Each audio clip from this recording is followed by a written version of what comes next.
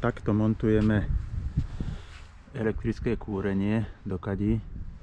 Tu máme špirálku s termostatom, obehové čerpadlo. Voda sa nasáva tamtým sacím košom.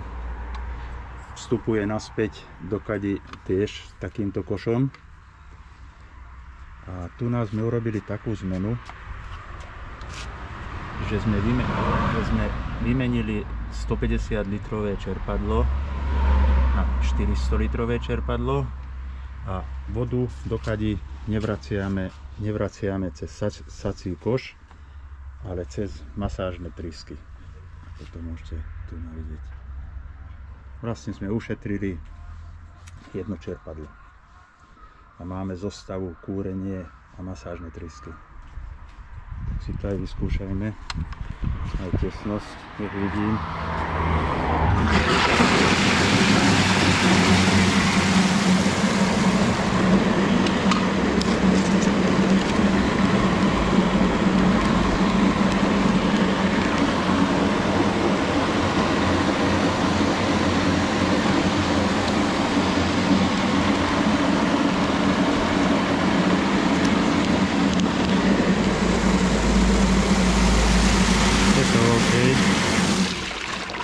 Pozrieme si aj vzduch.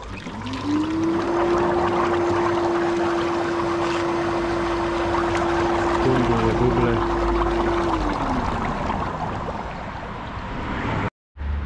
Takže všetko funguje.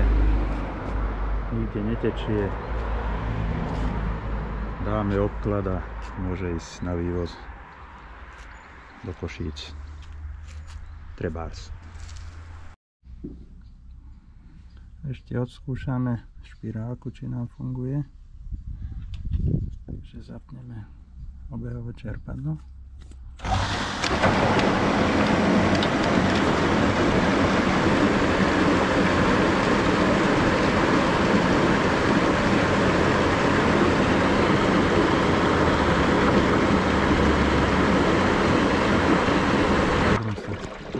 Kúrime.